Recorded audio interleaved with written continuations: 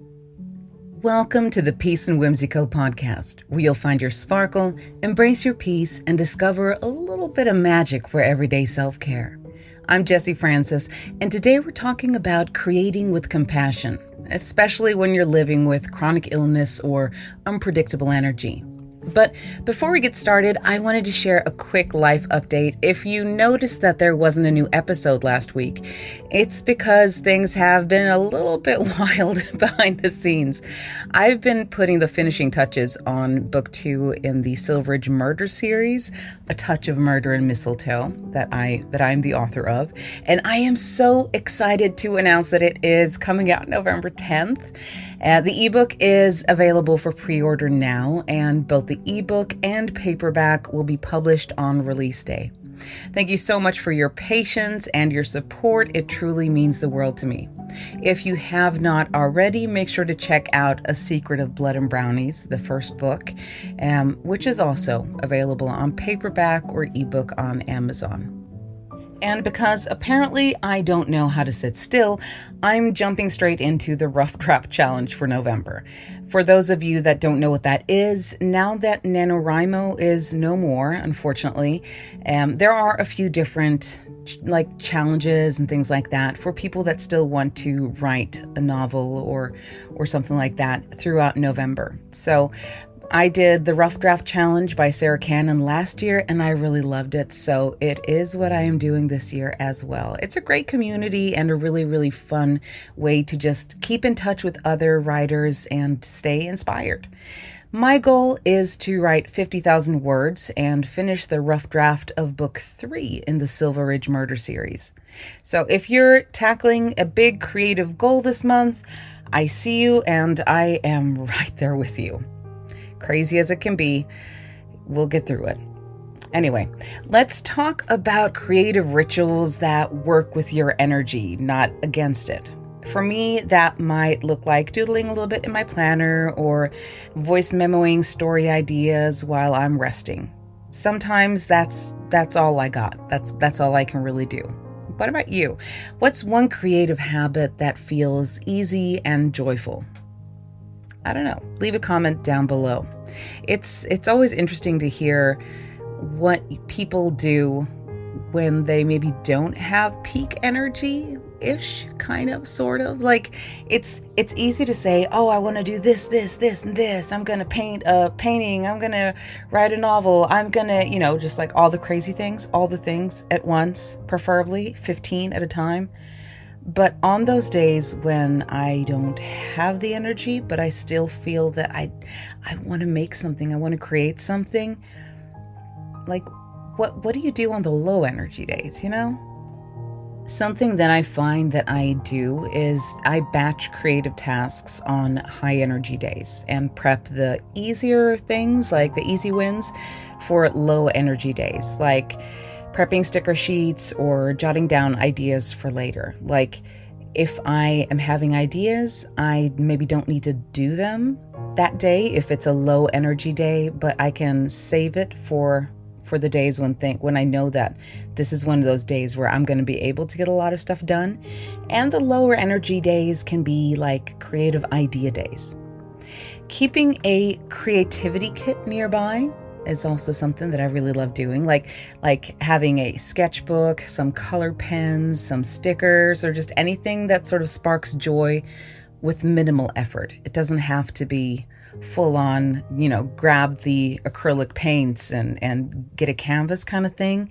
Sometimes just something small can be nice. Or even apps on your phone. I know my kids are very into doing the digital art on apps in their phone. I think is it Ebus Paint? I think so, possibly. I'm not quite sure. Making voice memos, things like that. Especially like if you're the kind of person that likes writing music or doing songs, things like that.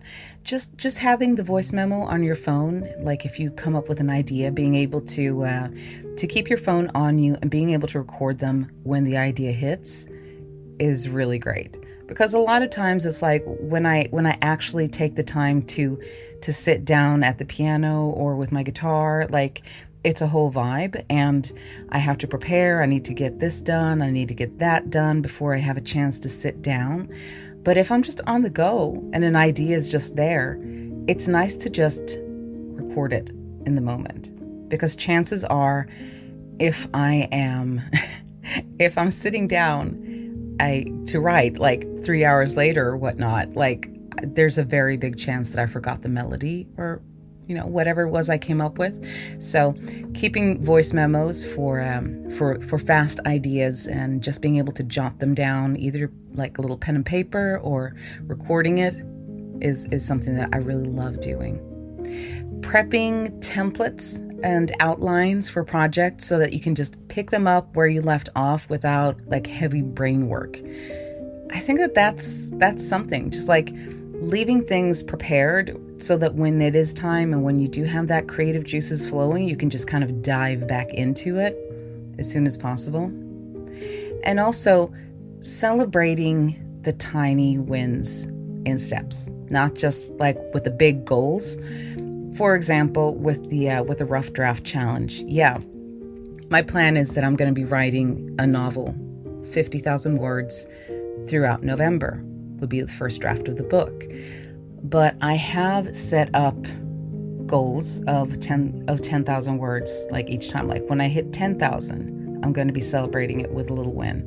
When I hit 20, 30, 40, and then of course 50. So that you're not just like putting that celebration off towards the end, because at that point it can feel like too big of a chunk, sort of, to stay motivated. So I really love dividing up those tiny wins, celebrating things along the way.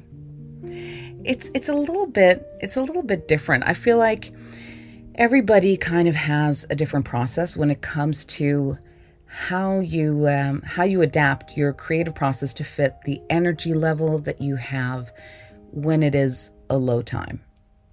I think when it comes to the creative process, whether it is writing a book, or if it's writing a song, or if it's painting, a lot of times we have this really big image of what it is we're supposed to be creating. And a lot of times we can make things so much more complicated than they necessarily need to be.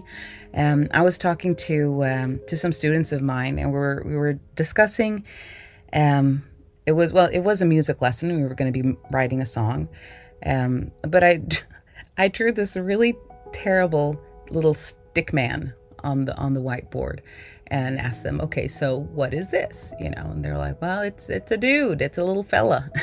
and then I showed them the picture, well, part of the picture from The Creation of Adam by Michelangelo, zoomed in on Adam. And the kids were like, why are you zooming in on that? We see his bits. I'm like, dude, it's art. But it's like, okay, well, what is this guy? What is this? And they're like, well, that's also a guy. It's a little fella.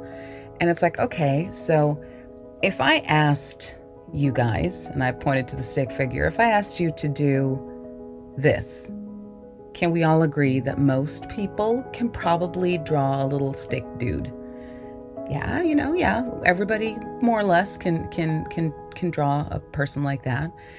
And then we talked about, okay, so what about Adam? How if I asked you to draw this or paint this? Oh no, that's too hard. And I think a lot of times we go, okay, I can't draw Adam. I don't have the energy for that level of Michelangelo genius today. So I might as well just give up.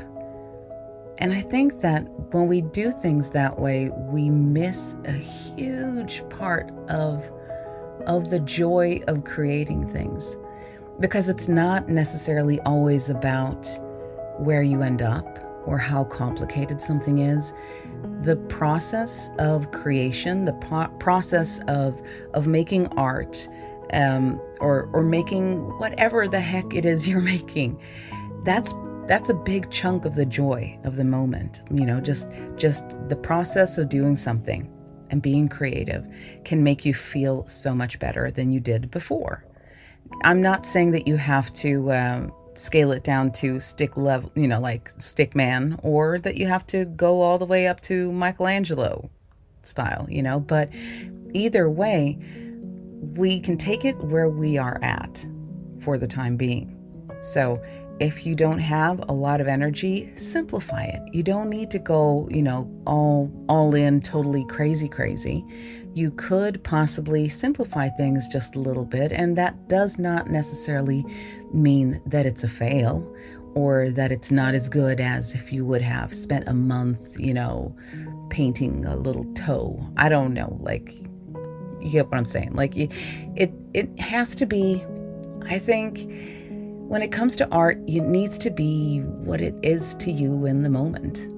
And that's all anybody can ever do, really. So, I don't know. What is your favorite low energy creativity activity thing? I would really love to hear what you think. And why don't you just comment down below or DM me on Instagram, Peace Whimsy Co. And yeah, I'll see you. Thank you so much for joining me for another episode of the Peace Whimsy Co podcast. Don't forget, A Touch of Murder and Mistletoe is out November 10th, and you can pre-order the ebook now. If you're joining me in the Rough Draft Challenge or working on your own creative project, I'd love to hear from you. Tag me at Peace Whimsy Co, and yeah, we'll be able to cheer each other on, because sometimes writing and doing creative stuff is tough. But remember, a little bit of whimsy can brighten every day. I'll see you guys later. Bye-bye.